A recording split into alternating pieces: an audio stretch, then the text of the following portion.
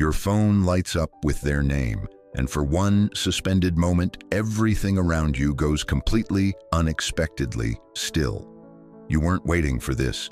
You weren't braced for it.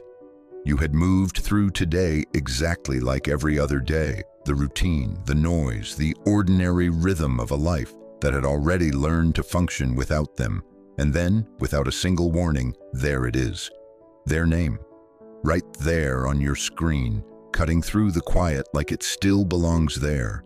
Something in your chest pauses, not because you haven't healed, not because you haven't rebuilt, but because the body still remembers, even when the mind has moved on. Something involuntary happens, and you can't logic your way around it. 2 messages, that's all. Not paragraphs, not a long confession. Just 2 short messages sitting there. And somehow they feel heavier than anything they ever said when they were still in your life. You can already sense it before you even open them. This wasn't impulsive.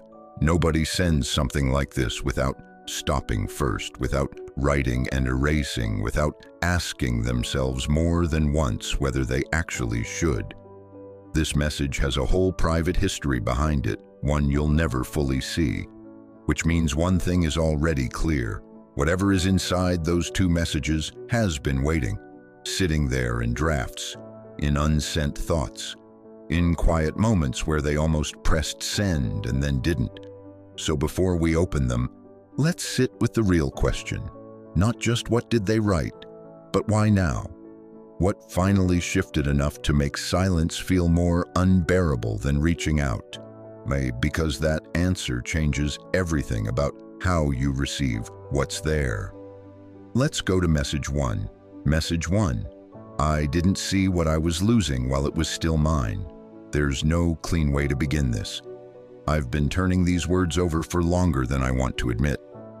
No matter how I arrange them, they never sound the way I intend, because there's no version of this that doesn't carry the full weight of everything I should have recognized sooner. So, here it is, honestly. I didn't understand what I had while I still had it. That's not an excuse, that's just the truest sentence I've been able to produce about any of this. And I think after everything, you deserve honesty far more than you deserve a carefully polished apology. I got so used to your consistency that I stopped seeing the effort beneath it. When someone shows up reliably day after day without conditions, there's a quiet danger in that kind of dependability. It becomes the background of your life, expected, eventually invisible. I treated your presence like it was permanent by default, like it didn't need maintenance, like it would remain regardless of whether I gave back anything that matched what you were offering. And the real tragedy isn't one big argument or one dramatic moment that broke everything. It's the accumulation. All the small moments I was half present when you deserved my full attention. Conversations where you were saying something real and I was somewhere else entirely inside my own thoughts.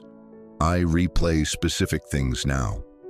The way you'd pause mid-sentence, watching my face to see if I was actually receiving what you were sharing.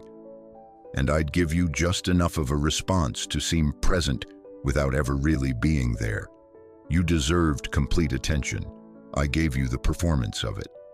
And the things you said that I walked past, the things I registered as small comments when they weren't small at all, you were trying to show me something about where we were heading, about the slow drift you could already feel that I hadn't noticed yet. I kept reading your words as background noise rather than signals. I kept concluding we were fine.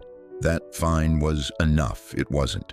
I understand that now in a way I genuinely didn't then, and understanding it now, when there's nothing left to do with that understanding, that's a particular kind of weight I didn't anticipate carrying. I didn't lose you in one moment. I lost you slowly in all the moments I didn't show up. Message 2. I finally understand, but you're already gone. I'm not sending this to reopen anything. I'm not reaching out with the expectation that you'll come back, or that these words will repair what accumulated over all that time. Some things, once they've shifted, Don't shift back the same way. I think I've accepted that, but there's something I can no longer keep inside. Something that was always yours and that you deserved to hear when you were still there, still reaching toward me, still patient enough to try. I understand you now, everything you were explaining, everything you felt that I kept responding to with half measures, the things you needed me to take seriously that I treated as secondary. I understand all of it now, and I wish I could tell you that understanding brought me relief.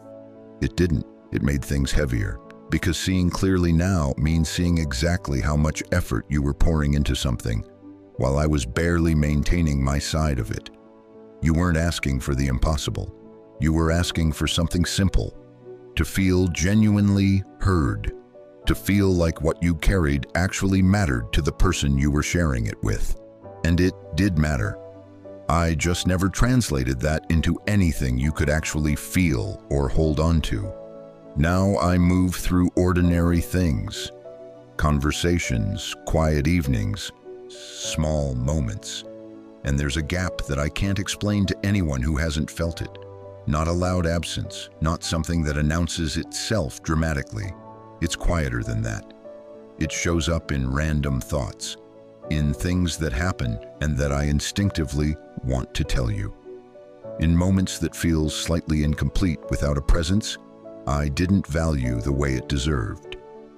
I don't say any of this expecting you to soften toward me. I say it because carrying it silently felt like denying something real, like pretending you moved through my life without leaving anything behind. That would be a lie. You left something I'm still learning to understand. By the time they understand your worth, you've already become someone they can't reach, the part nobody talks about. Now, here's the truth that most people skip over when they talk about situations like this one. By the time someone sends those messages, by the time they finally understand what they had, you've already done the hardest part. Alone. You already sat with the silence they left behind. You already moved through the confusion of wondering whether you asked for too much, whether you were too sensitive, whether the problem was somehow yours to carry. You already rebuilt something inside yourself that they had a hand in quietly dismantling, and you did all of that without an audience, without acknowledgement, without any version of the closure they're only now beginning to reach toward.